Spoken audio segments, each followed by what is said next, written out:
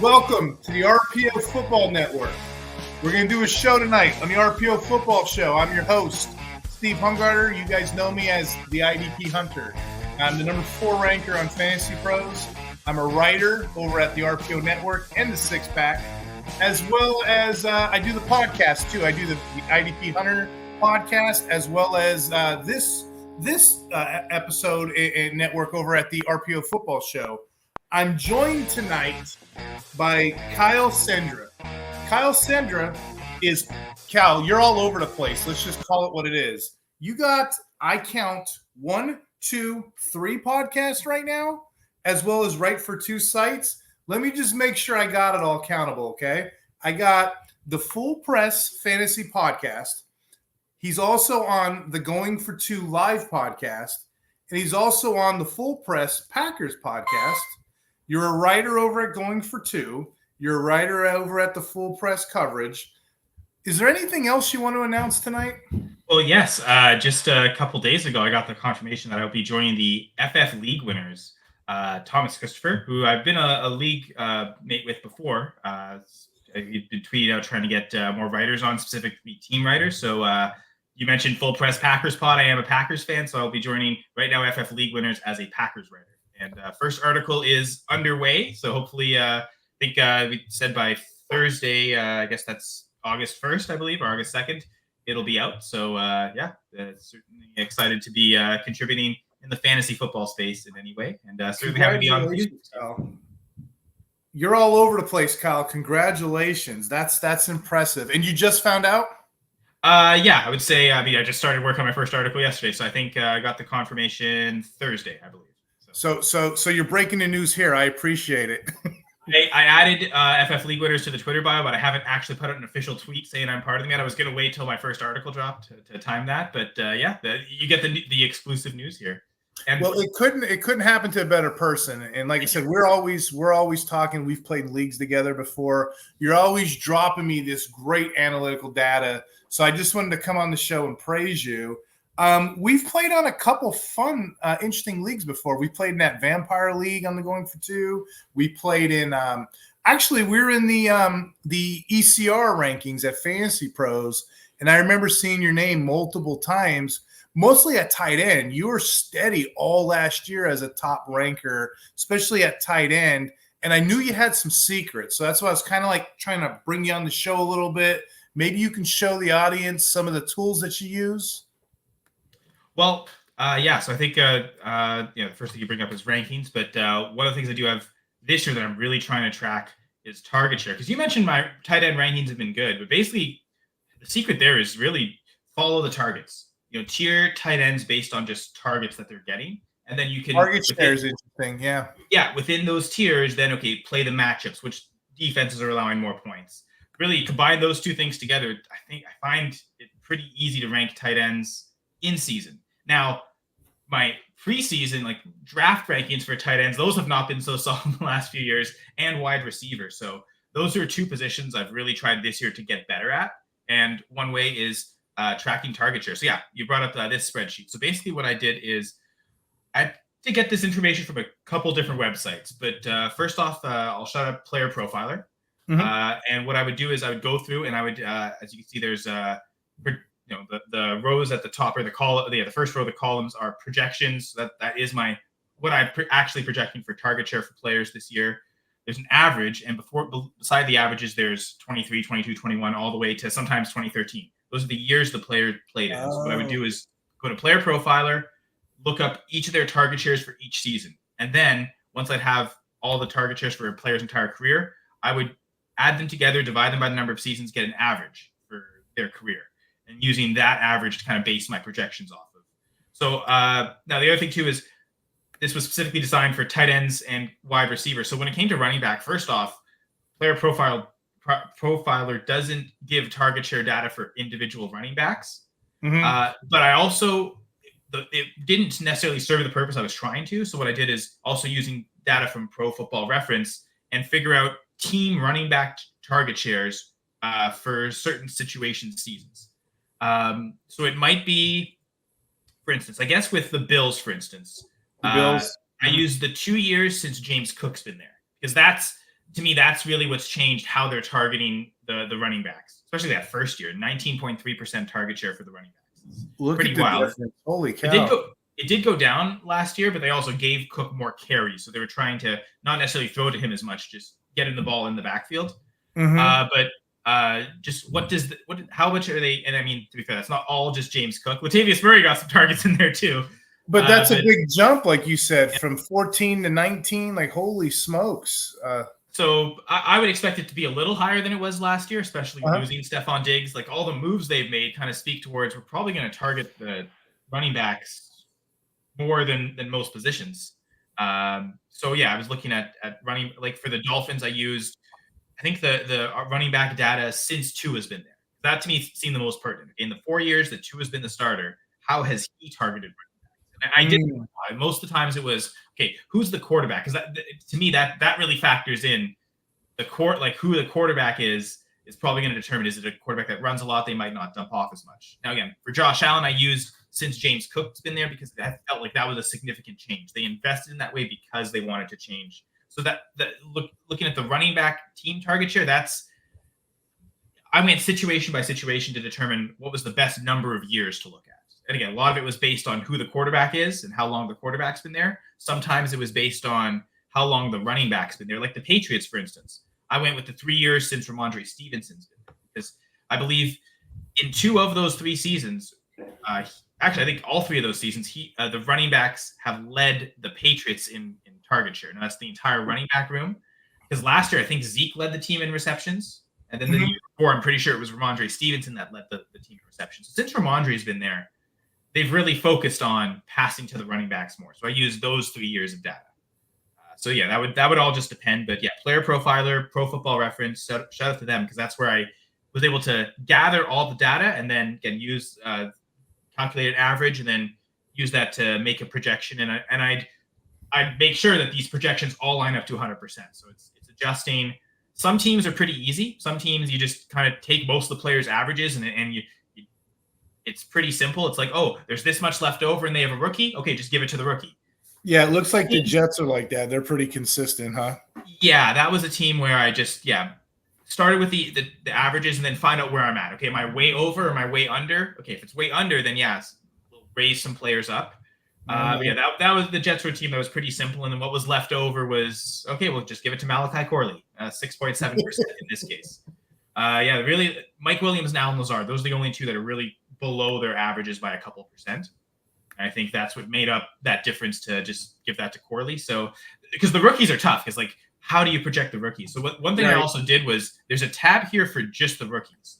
And I was able to just put it all together and see, okay, does it make sense? And to be fair, I feel like I did balance it pretty well to make like how the draft capital follows or how our dynasty rankings will follow. You've got Neighbors and Harrison at the top. There's a bit of a gap, and then it's a lot of the other first rounders, Bowers and Brian Thomas and Xavier Worthy, Adunze, of course, and then a bit of a gap, and then it's those. Leggett was technically a first rounder, but his capital is closer to say McConkey and Coleman in the second round, Adonai Mitchell. So those are all guys in like the 12% to down to 10% with like the Burtons. Troy Franklin's, Roman Wilson. Troy Franklin maybe a little bit higher than his draft capital, but he was also a prospect we thought would go higher than he did. So, and considering where the Broncos are at, I felt, okay, I can give Franklin a 10%, even though I wouldn't necessarily give that to most 4th rounders.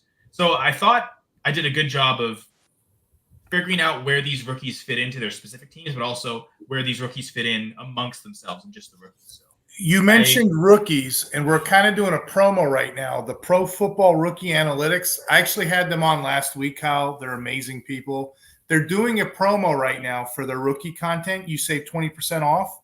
It's called the Early Bird Special. I think that ends August 1st or 2nd. I can't remember. But anyway, it's still going on, which it's already discounted from last year. So use promo code IDP Hunter. You get an additional 25% off. But you brought that up, and I wanted to just show the audience. They do look at all these rookie profiles. They have over 300 rookie profiles, offense and defense. And again, if you're listening at home, IDP Hunter, you put the additional 25% in there. You can't really beat it right now. You're right, though, because I have no idea. I can talk rookies. I love doing profiles. I have no idea I have no idea what to look for. So your target share sheet is kind of neat. Is there any other teams on there that you wanted to kind of go over Well, I will say I'm a Packers fan, and the Packers was the first team I started with, and the Packers are so interesting because you've got most of the players only like have 1 year experience, and Stubbs and Watson 2 years, but this was actually pretty simple for me to I didn't even look at Player Profiler for this. So this data is actually all from Pro Football Reference, where I just calculated all their target shares myself. So let me ask you this on that note with the Packers, right? So they're all so young. We don't know. We don't have progression. We don't have 3-year historical data. So I guess you just had to go with Jordan Love's data, right? You just had to go with him. You couldn't go off of other quarterbacks, right? When the new quarterback comes in, the context matters. The tide shifts, if you will, right? For sure, yeah. And I mean, for Dobbs and Watson, there is the 1 year with Rodgers, but and actually for Dobbs, last year he had a 16.6% target share.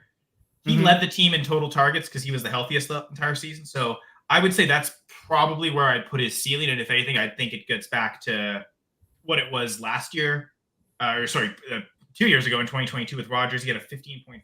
I put him just higher in my projections, 15.5, because that was a team that was really tough because I was all these target shares specifically because I've calculated them myself. They were just including the games the players played in. Yeah. Which is why, if you look, there's one number that really stands out. The team leader last year in target share was actually Bo Melton. I see that. In the 6 games he played, he had 18% target share. But then the context was, I think for one of those games, Reed, Watson, and Wicks were all injured. And he was literally the number 2 receiver next to Dobbs. So, yeah, there were 3 things that stood out to me. I'm looking at, how is Bo Melton the number 1 targeted guy? He was inactive for everything except those 6 games. So I didn't count them. I was just counting games where they were active. So yeah. But as you see, his projection's only 6.8 this year. I don't expect him to repeat an 18%. And then Christian Watson, who a lot of people fade, I'm like, well, he is getting a healthy dose right there. So that's telling. 17%. Essentially, Jaden Reed. Watson was at 17% last year. Reed was at 17.1. Now Watson, if I look at the 22 data, I put 14.7 to 221. So technically his target share in his rookie season was 14.7%. But if you split the season in half, his target share over the second half of the season was 21%. So I to calculate Watson's score, I basically used all 3 of those numbers, 14.7, 17 from last year, and then 21% from the year before. And I kind of got close to, I think it was around 17.5, 17.6. Had to lower him just a little bit to 17.1. Because the reason is I think Reed is the guy that's going to step up. And last year was 17.1%. I have going up almost a full 1.5% to 18.5. And the reason for that is historically, this isn't even quarterback. This is the coach. Matt LaFleur, his offense has been designed around the slot receiver. And what worked well when Adams was there was, okay, let's just put Adams in the slot. If for Rodgers and LaFleur to meld the offense together, Rodgers wants to hyper target Adams because he's the best player. And LaFleur, well, the system can allow that because the slot receiver will be the first read on so many plays. So let's play Adams in the slot. So it molded beautifully. And what we saw last year with Jordan Love is that continued. The slot receiver was the first read on a lot of plays. And Jaden Reed ended up being that guy that played most in the slot. And I expect that to continue this year. They had success throwing him there last year. I feel like he's only going to get better and stronger. So my thinking is he'll step up in target share from last year. But I also don't have the Packers with a player with 20% target share. When you look at the tight ends too, and I'm so glad you did this because numbers are very telling. A lot of people were in that, is it Musgrave, is it Kraft camp? Because, one got hurt, one went on. But when you look at it, you did this by games they started. You didn't do this by actual production. No, games they played, which is why Kraft actually counts all 17 games because he was active every game he played. So his target share is only 6.9% because there were some games early where he was playing but not getting targets. And that's very telling. He's not in command of the target share versus Musgrave. Only got targets when Musgrave was hurt, really. See? So I'm glad you did this because, that was a topic for a while, if you remember. That was a huge conundrum. And that's your team. Yeah. I was going with Kraft in rookie drafts. I thought there was sometimes a 2-round difference in rookie drafts, and I was very much – but we have no idea what's going to happen when they're rookies. So I was banking on Kraft. I turned out to be wrong because they did There's a reason they drafted Musgrave first. They favored him. Kraft will still be involved, which I think does limit a little bit of what Musgrave can do as a ceiling. But it seems like the way they were acting last year, pretty obvious that they view Musgrave as their starting tight end. I didn't expect you to go over every team or nothing, but I'm looking at the Detroit Lions. I'm like, St. Brown, holy cow. He's just a greedy guy, isn't he? Look at all this target share versus what everybody else is getting. Hey, they've been winning games since they've been targeting him heavily. So it clearly is working. He clearly earns it for a reason. So yeah, 28.3%. I believe that is, I do have a leaders tab here that is empty. Yeah. I was supposed to put all the players. Oh yeah, over here. I see it. Yeah, there's nothing on there though, because I didn't actually end up doing it. I got lazy. But I'm pretty sure 28.3% is the fourth highest. I think the only ones higher are Tyreek Hill, Justin Jefferson, and CD Lamb in terms of target. Gotcha. So I expect Brown to be heavily targeted. I think he's totally warranted to go as a top 5 wide receiver in rookie drafts, or not rookie drafts, in redrafts, and I think he should be a first rounder. I'm just looking at other teams and just some of the other ones you've done. Yeah, if there's any teams you want to, something stands out to you for sure, we can go over. Oh yeah. When you Carolina right there, Deontay Johnson's clearly not dead like Adam Thielen is. Look at all these numbers he put up last year. Well, and to be fair, Thielen had a higher target share last year than Deontay, but I think we've seen Thielen's numbers fluctuate because so some of these numbers, look at this 2018, he had a 26.2% target share. And he followed it up the next year with a 17.8. So he's done this in his career where 1 year and even really one half of a season, he will just explode and be like potentially the wide receiver 1 and then just disappear. And then the next year he doesn't follow it up. Again, 17, 18 were both really good target share years, 27.4%, 26.2. Then you follow up the next season with 17.8. That's pretty damning. So I kind of expect that type of, a massive year last year and then to drop. So I've got him going from 25.7% to 18.7, which you read my mind. That was a huge drop. And I guess it's because of the surroundings and Johnson. And I think, Johnson coming in, I think he will be the wide receiver 1. I think that's going to definitely impact Thielen. I like how you're showing regression. And my next guy, I was looking at Chris Olive. I didn't know how you wanted to look at that with a healthy or unhealthy car, rather. So it looks like you got him steady plugging along here. 2 years of over 25% target share. And did he have Carr for both those years? Not the first year. That's what I thought. This is year 2 of Carr. So who would that have been? Mm-hmm. I don't even want to remember who that was. I've been at quarterback. I think he's Winston, maybe.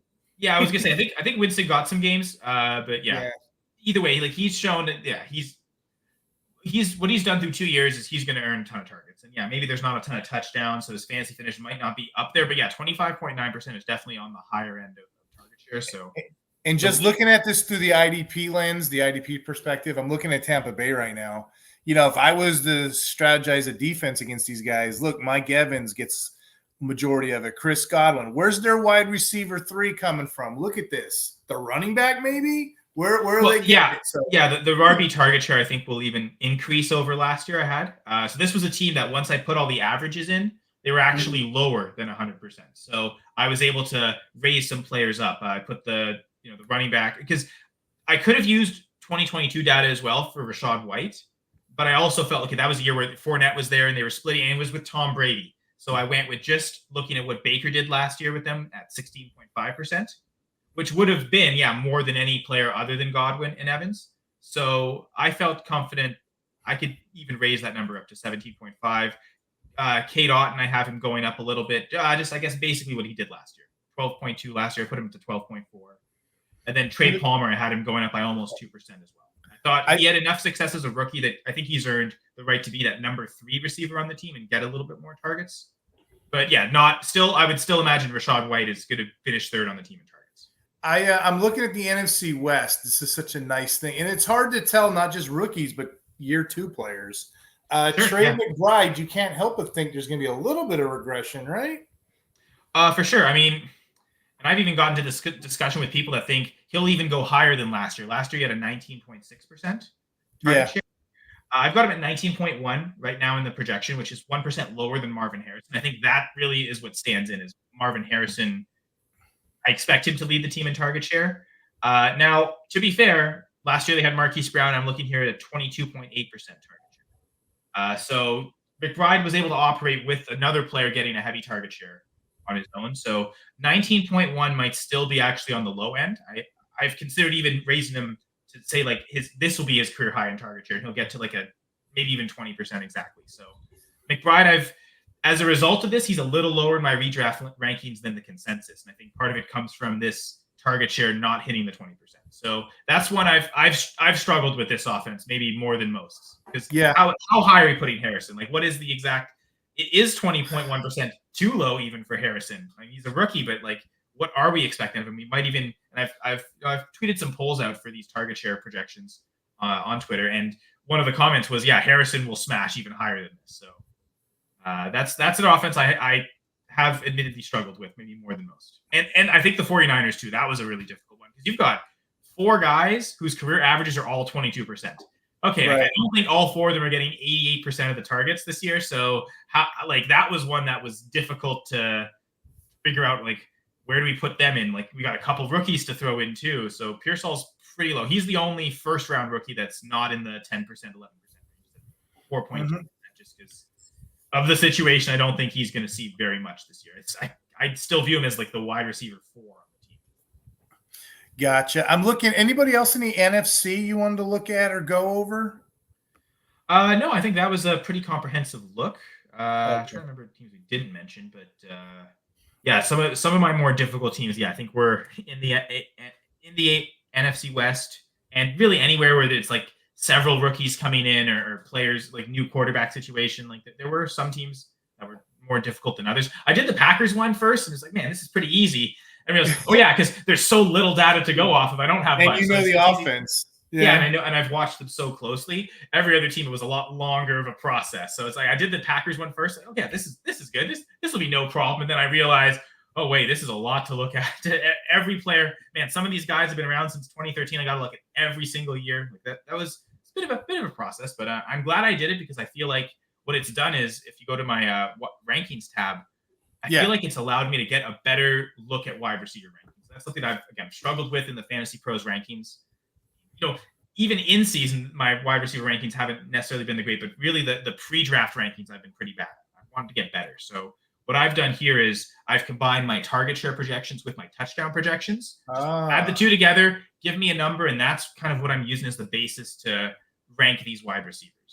I see what you did here. And then, yeah, you have two slides of this going even deeper. Yeah, I'm going 150 plus in terms of the wide receivers. So, yeah. So the rookies, you just use college data or target historical data? How'd you put the rookies in here? These are all my projections. So whatever I projected in the target share is what I used. So yeah, for touchdown projections, I find for not so much rookie running backs, that's always really tough, but rookie wide receivers, one thing I found is like, because what I'm doing with my touchdown projections is I'm going with the quarterback first. Okay, so the first thing I actually look at with the quarterbacks is how many pass attempts are they going to throw? Because I'm basing it all off their touchdown percentages over their careers. But to get a touchdown percentage, you need to know, like, what's the number you're dividing by? What is that total attempts? So another slide. Yeah, and for the audience that's on Spotify that doesn't know what we're talking about, I should have said this earlier, and the people on YouTube, welcome in. I'm literally pulling up some slides, some indexes that Kyle's been working on. He's been sending me an email. We've been doing talking about articles. You're putting these all on your podcast too. But right now, I just pulled up the last slide he has. He has the touchdown projections. And and I know this stuff is telling, right? Sorry, Kyle. Go ahead. What were you saying? Well, yeah. So I've done 4 episodes on the target share data. So each episode would be 2 divisions, and we've gone detail almost player for player. So we go pretty deep in those 4 episodes. So you can check those out on Twitter at FPC_FantasyPod. You'll see those are the 4. Well, 4 of the most recent. I've done an episode since on a startup draft we did in a salary cap contract league. So that was an auction draft. So I had some of my league mates come on. That's the most recent episode. But before that, you'll see 4 parts of target share data. And then the touchdown projection episodes, those are the next ones to be recorded probably this week. So, awesome. But yeah, the first thing to do with touchdowns, again, is total pass attempts for the quarterback. So what I've done is for their careers, for most of the part, this is how I got the numbers for pass attempts is what's the average for these quarterbacks pass attempts per start over their whole career, and kind of using that number. And for a lot of them, I'm just sticking with that number. Sometimes if the number seemed pretty outrageous relative to what they've actually done in the last couple of years, I might adjust. But for the most part, I kind of stuck with that. Again, the trickiest ones for that are the rookies because we have no idea what they're going to throw. So the rookies are probably the teams with rookie quarterbacks, Washington, Chicago. Those are like the trickiest ones to do for these. But once you get the quarterback total pass attempts, I'm using typically their career average passing touchdowns. Now I might, and I've indicated on the spreadsheet what I'm doing with the touchdown percent. How did I get that number? For Josh Allen, what I've done is I could have used his career average, but actually I find, okay, they've lost receivers. You look at Josh Allen, some of his best touchdown years are with Stephon Diggs. So I went back to his first 2 years without Diggs, and I essentially counted that, like double counted that number to get this percentage of 4.6. So it's a little lower than his career average. 2 is his career average. Because like situations like Minnesota and New England, where it's, okay, is the rookie starting or is the vet starting? It's easier to go with vets for this. So I've done the data based on the veterans, thinking that these rookies probably aren't going to be that much different. Like, is Drake May really going to be that much better than Jacoby Brissett? So with Brissett, I've used like just his career average, which is 3.2, not very good. Makes you think that he probably won't be the starter all year. Aaron Rodgers. You brought up an interesting point, if I can just add in there. You were talking a little bit ago about how rookies, and I don't know how they're going to translate into the NFL and what have you, right? I was thinking immediately when you said that, I was thinking Josh Allen. If you remember how he came in the league pre-Diggs, he was running for, just running for extra at the end of the season, garbage games, running for extra stats. He had a great arm, wasn't not necessarily accurate, but a great long arm, great run, and Diggs really helped him out. So the stats change. Same thing with guys like Tim Tebow, highly touted. He was running over people in the NFL. I mean, in college, goes to the NFL. What happens? Well, guys are kind of bigger, right? And we may see that with Jaden Daniels. Jaden Daniels was run over people, but I don't see him as a Michael Vick next level. I see him more as a Patrick Mahomes type, running when you can. So you're right. The data absolutely changes. And that was my question to you. I didn't really know how to factor in rookies or even year 2 players. I'm sure we're going to see spikes in the data. Yeah, you know what? Year 2 players are tricky too. So basically, for individual players, once I get the quarterback done, and actually what I'll do is I'll start with the quarterback rushing. And what I do is I look at 3 things. So this is a stat I got from Peter Howard. And this goes back to, I think, since 2011. Basically, the average NFL player scores a touchdown right around every 155 scrimmage yards. So I use that number. So based on each player's yards per game over their career, how many touchdowns should we have reasonably expected? But touchdown scoring is a feat. Like, it's a skill. Some players are just better at it than others. So the next thing I do is, how many touchdowns has a player scored over the course of his career? And one thing I'm doing for running backs, I'm separating it rushing and receiving. So I do the calculations twice. Same with the quarterback. So how many rush touchdowns do they have over their career? And I kind of use both those numbers. Okay, the touchdown expectation based on yards, the touchdowns per game rate they've actually scored over their career, and where does that differ? And you see, okay, which players are better scoring touchdowns than others, and kind of adjusting from there. Now with the rushing, I pretty much just leave it. Once I get those numbers, whether it's the running back or the quarterback or even some receivers, once I get that rushing touchdown number, I'll usually just leave it. Passing touchdowns, however, because I've got, again, a quarterback based on pass attempts, based on their touchdown rate, I've got a passing touchdown number total for the quarterback. I insert the receiver numbers, and then I see, is there a disparity? Are there too many touchdowns? I think that what you're seeing there, that's just a list of total offensive touchdowns for all the teams. Oh, yeah, I was going to ask you how you and that's why my hot take of, I think the Tennessee Titans are going to have the number 1 overall pick and should right now be looking at who they want to draft to replace Will Levis, because I have them with the fewest offense touchdowns. Will Levis factors in greatly there. He had 9 total touchdowns in 9 starts last year, so it's a pretty awful touchdown rate. But anyway, so back to the, I guess, what was I saying before? I guess when it comes to just having the quarterback passing, I get the players receiving touchdowns, and then I see, is it close to the same, or do I have to drop some players because the quarterback will hurt them. So these players aren't going to hit their typical career averages because of the quarterback play. Or, oh man, this quarterback is going to elevate these players. Like none of these guys have really caught that many touchdowns, but they've got a quarterback who historically has done that. So you raise everyone and you make it match. With rookies, the touchdown rate that's not as hard as the pass attempts, because I went back to 2011 and the average touchdown rate for rookie first rounders is right around 4%. It's anywhere from like 3.6 to 4%. So I've kind of used that on rookies I have faith in. I'll give them a 4% touchdown rate for their rookie season. On rookies I'm less optimistic about. It'll be around 3.6%. Gotcha. That's your baseline. Yeah. So a couple guys like Will Levis, actually, what I did with him was, I can't remember what his touchdown rate was last year, but I essentially this year raised it to 3.6%, thinking, okay, he only really had half a season last year. I think it was 9 games. So he's still almost effectively a rookie. So let's give him, let's say, like a rookie baseline average of 3.6% as a touchdown rate. Because I think his touchdown rate was like maybe 2%, maybe less than that. Same with Bryce Young. So I've given them like, okay, what's a reasonable rookie expectation? I'll give them the benefit of the doubt that maybe they'll hit that this year in order to get some touchdowns. So yeah, Will Levis even raised up to 3.6%, though. They didn't pass very much with him. 482 pass attempts per start for him. Over, like, if you were to extrapolate for a 17-game season. So, question. So touchdown project. I like touchdowns just like IDP. I like sacks. I like interceptions too, right? It's kind of fluky, right? I know you have the data in front of you. You have the historical data. How much of the touchdown projections go into your rankings? I know you have the target share. I get all this stuff, but how much of this touchdown do you use it to separate the two guys, or are you like what's your formula? I guess I should say. Well, again, if we go to the rankings tabs and look at either wide receiver or tight end, you'll see basically all I've done is just add the touchdown number to the target share number and give myself a new number. And basically the players are almost ranked based on those numbers. That's something totally new I've done this year.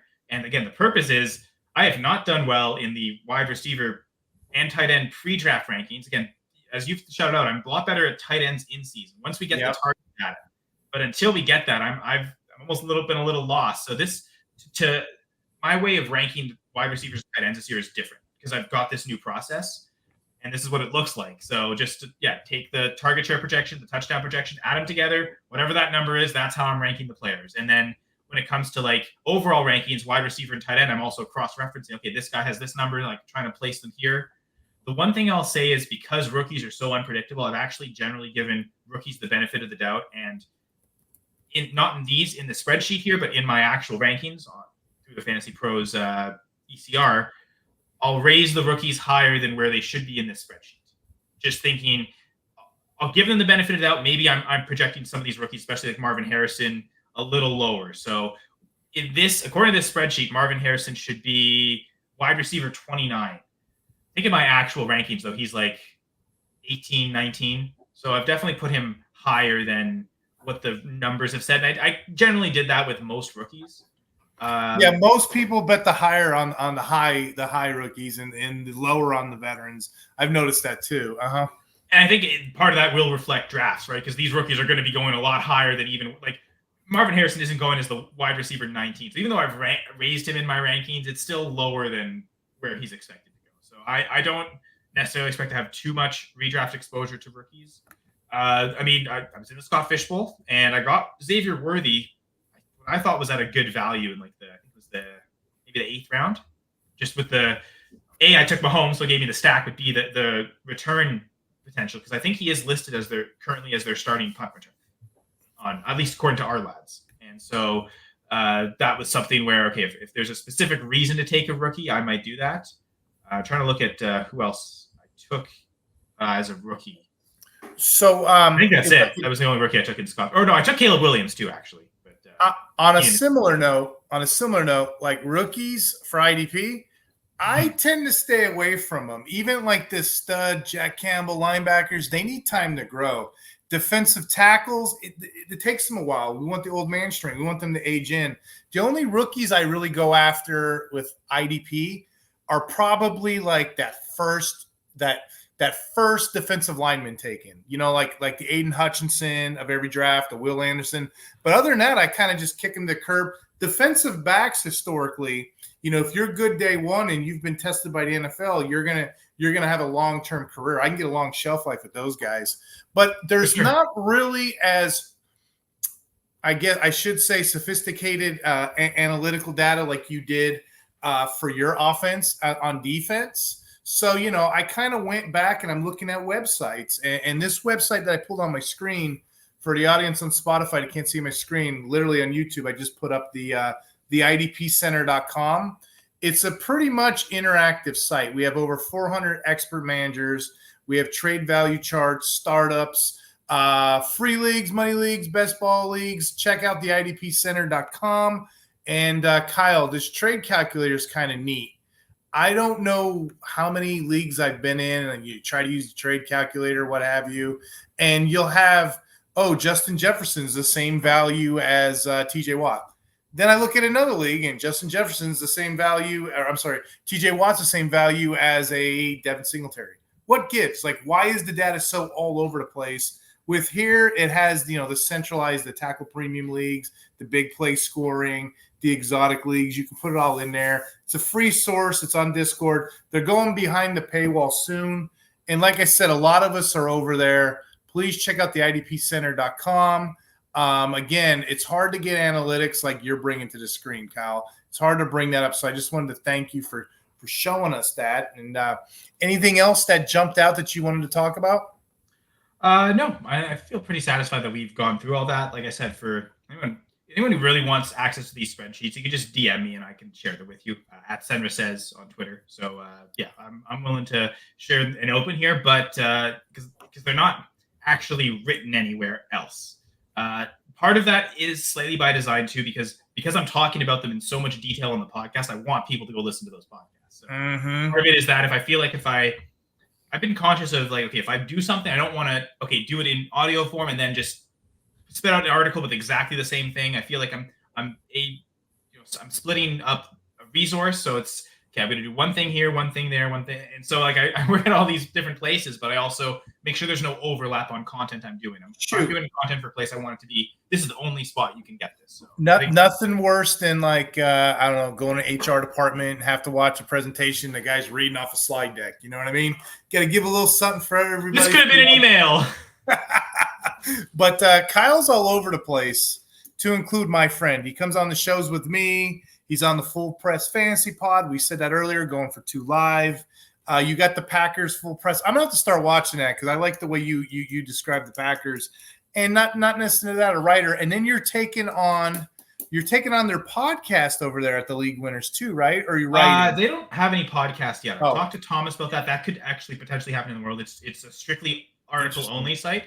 I was listening to a podcast. Was it you that you were talking about that? Like the articles are coming back, and like everything, we everything used to be okay. Let's get to YouTube. Let's branch out these mediums, and now everything's kind of being condensed and back to websites, back to articles. So I love the old school websites. Like maybe I'm older, but I like to go and I like to read them, and I like to get my content. Get your content anywhere. I'm very interested to see if the new data spikes your wide receiver rankings as well. Here's hoping. Unfortunately, we won't get that info until late next year. June, July. I think they release those. So, the first one you shout out, the Full Press Fantasy Pod. I gotta say we're over 350 episodes in. So that's been a baby of mine for a while.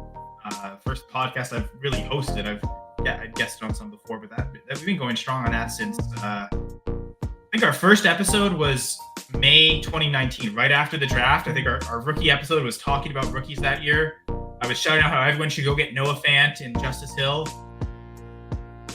I've gotten a little better at my take since then. I've evolved. I've gotten better. And again, part of this target share tracking process is part of that continued evolution. I want to get better at ranking, in this case specifically, receivers and tight ends. Heck yeah. All right, we're going to head the show out a little early tonight. Thank you, fans. We keep saying, you guys keep listening. We'll keep watching. We're going to come back hard after the expo. We're going to talk some preseason and some rankings. You take care.